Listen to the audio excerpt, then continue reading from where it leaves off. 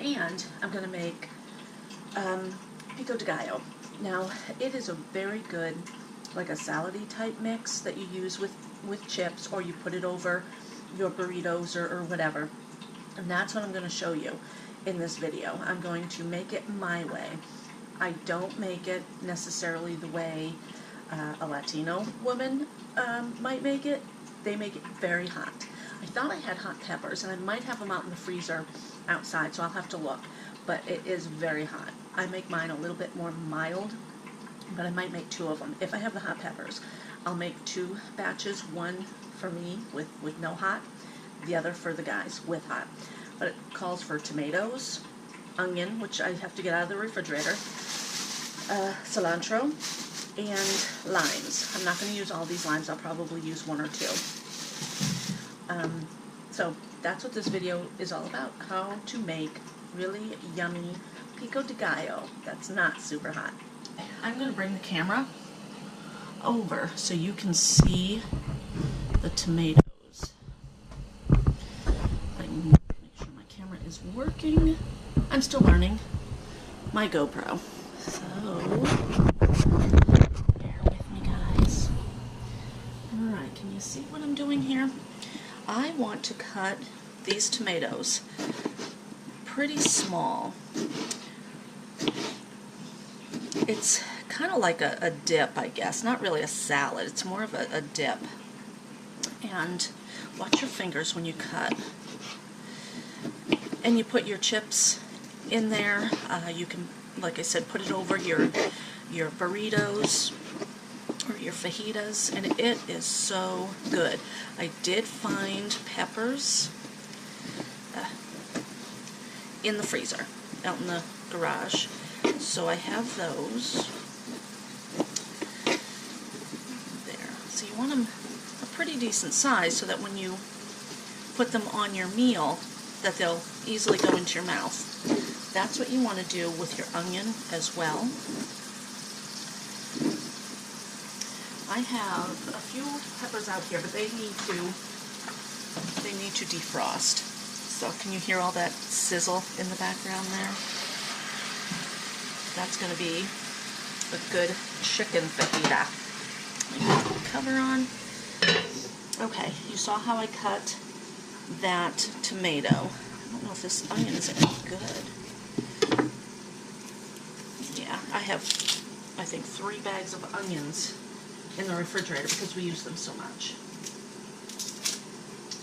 This one seemed to have gotten lost. You just want to peel your onion.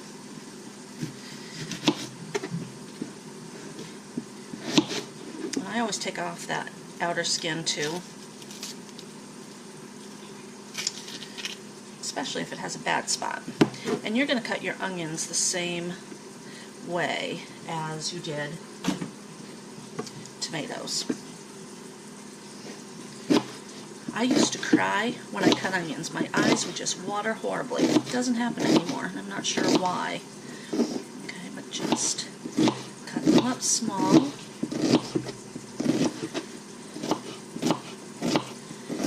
Then, watch those fingers. Then I'll put all of these in here, and I'll kind of smash them up, get all the layers separated. Okay, now I am going to cut up more tomatoes. That was 1 whole tomato, and I will be cutting up the whole onion. And I'll bring you back when I'm ready to do the cilantro, and I'll show you how that's done. So hang tight.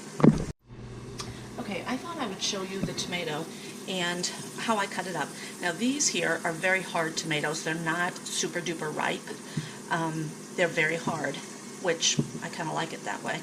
Sometimes when I cut my tomato, I'll cut the whole top off. Because this is so hard, that's the way I'm going to do it.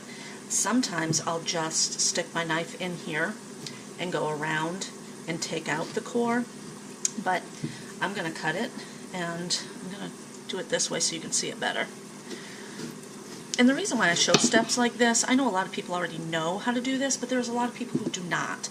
So that's why I show these simple steps as well. I mean, mean, it takes somebody to show you how to do something. And then I'm going to cut this up as well because that's a good part of the tomato. Ah, my knife needs to be a little sharper, I think.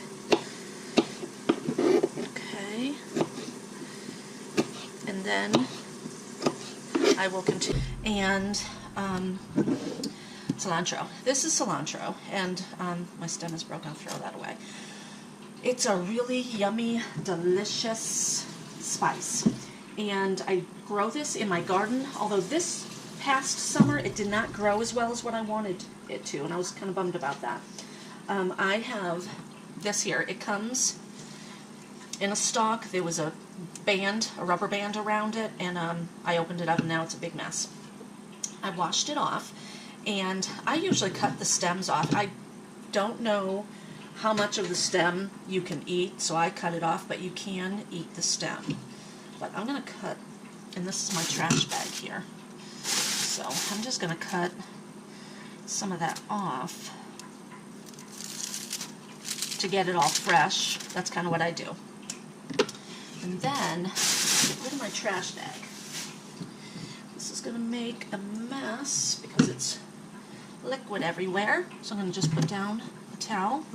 The guys are now outside working, not outside necessarily, but in the garage. They're working in the shop, and I am going to finish this up. So with your cilantro, I'm going to use quite a bit of it too. And like I said, this is my version of Pico de Gallo. There's many different ways to make it, but I don't know all of the specifics with it, and I don't measure. So I am going to cut up. Now I brought my scissors too because I use my scissors every once in a while. What I do, I actually fold it and kind of just cut it going that way, and then I just cut it. I have dehydrated cilantro, and it is delicious. It's just a really great spice. If you've never tried cilantro, or if you like Mexican food and you want to try making it on your own, cilantro is one of the ingredients that is in many dishes.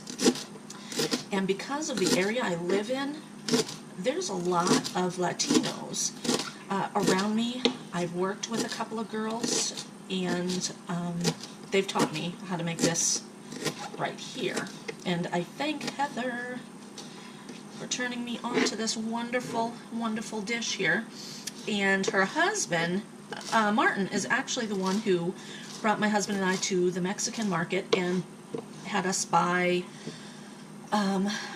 carnitas for the first time. Oh my gosh, that was like 3 years ago, I think, and we're still mad about carnitas. So thank you, Martin. Okay. There. Just cut it all up, make it nice and small. And the bad part about this is when you eat it, you end up getting it in your teeth. Okay, this is my onion and tomato. 2 onions, 3 tomatoes. I might end up putting in another tomato. I was talking to Rudy outside there, and he said his mom made this the other day. And so I got a couple of hints from him. And she put radishes in it. I've never heard of that. So I might try that next time. I'm not wild about radishes, but I like them in different mixes, so I think I would like that. Okay. Yikes. See how it sticks to you? I always want to get it off in the bowl, but it doesn't always work that way. So I am going to get my tongs, and I'm going to mix this around, and I hope you can see. I need a bigger bowl. That's what I need. I just might end up adding another tomato because it looks very oniony right now, which is great because I love onions. But put this over there, get out my bigger bowl, Put this right in there. Oh my gosh, that looks delicious.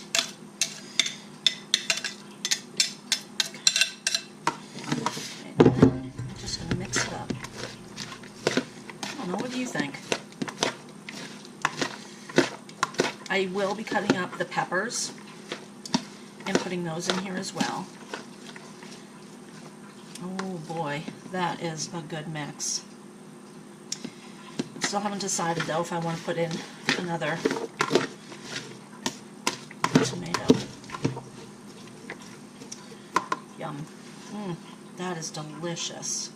Okay, I'm going to get this little cutting board. I'm going to shut the camera off and bring you back.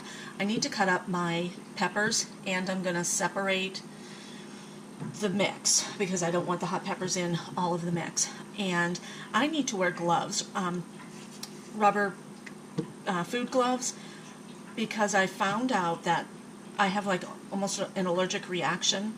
Not only does it bother my skin horribly, and if you cut peppers, hot peppers, make sure that you do wear gloves, especially if you don't know how hot these are going to be.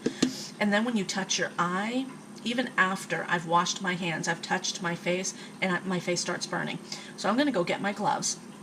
I have almost like a sneezing, coughing fit when I cut these as well, so I need to be careful, and I don't know how to avoid that. One of the things that Rudy told me was his mom puts 3 jalapenos in, so, and it's hot enough. So I think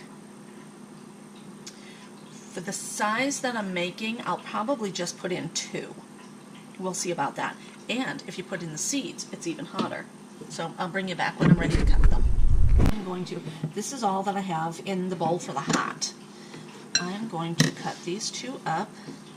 They've already been washed. And you want to make sure to wash all of your vegetables.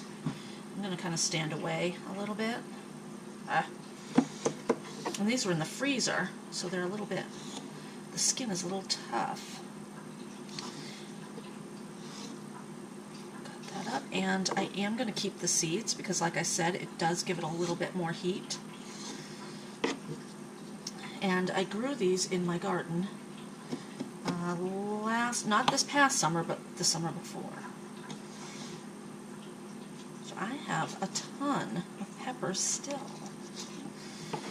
Okay, and then cut this up. And I'm just being very careful to cut, not the glove, just the pepper. And I just want tiny little streaks, tiny little pieces to throw in there.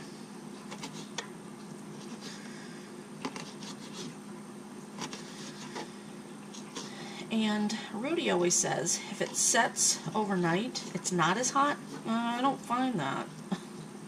I find it's just as hot, if not hotter. This is going to go in the refrigerator, and when we are ready to eat, we will. I'll be trying this not so hot pico. Okay. Now I did pretty good there. I didn't cough and hack the way I was afraid I would. Okay. I just kind of gave it a mix. Excuse me as I grab my bag. Okay, I'm going to take off my gloves because I don't want everything to have that juice on there. The market sells limes 7 for $1. So I got 7 of them. I'm going to cut this in half. I'm not going to use the same knife because I don't want the heat.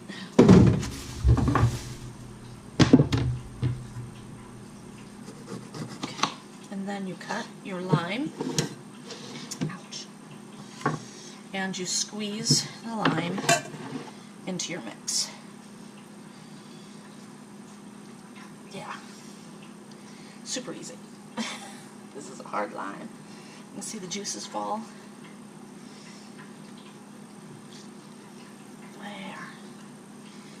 brings out a lot of good flavors. I've made this before without lime, and it tastes really good, but that lime really does add another element, another little kick.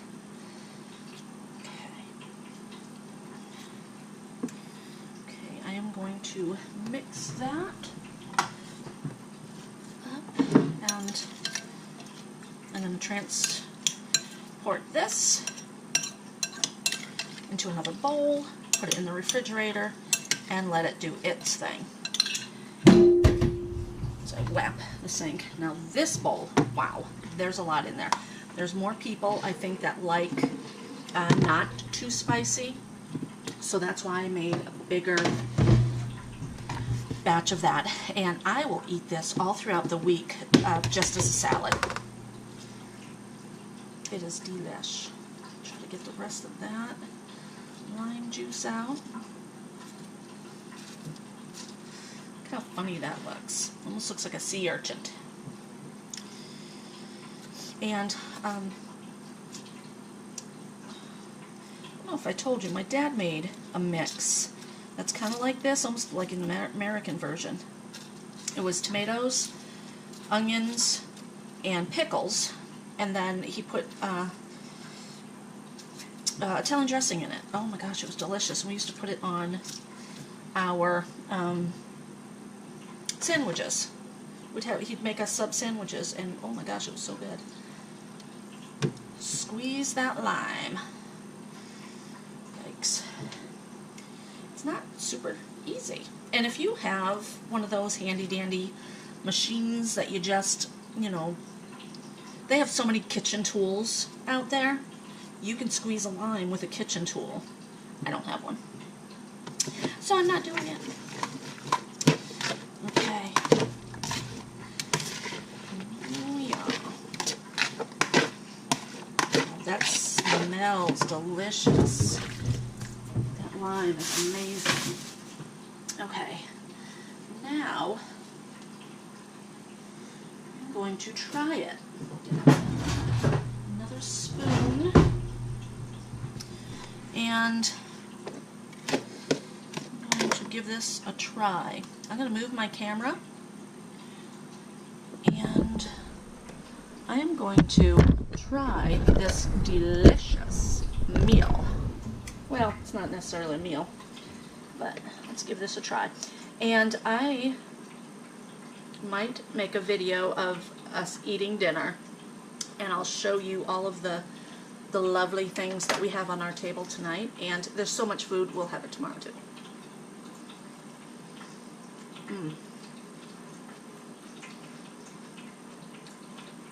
That's really good.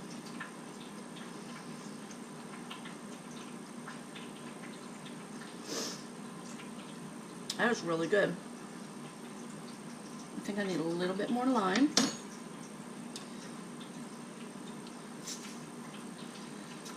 This is such a bigger bowl. I am going to add some more lime, and I did buy 7 of them, so I might open up another one to add a little bit more in here, and put it in the refrigerator, and then I'll eat it tonight. So guys, if you like the video, give me a thumbs up, and give me a comment. Like I said, this is my version of Pico de Gallo, and there are many other versions, but this is the way I make it, and this is the way we kind of like it. So if you like the video, give me a thumbs up, give me a comment, and definitely subscribe. I'll have more videos for you. And right now the guys are working in the shop, so maybe I can get a lawn boy video going too.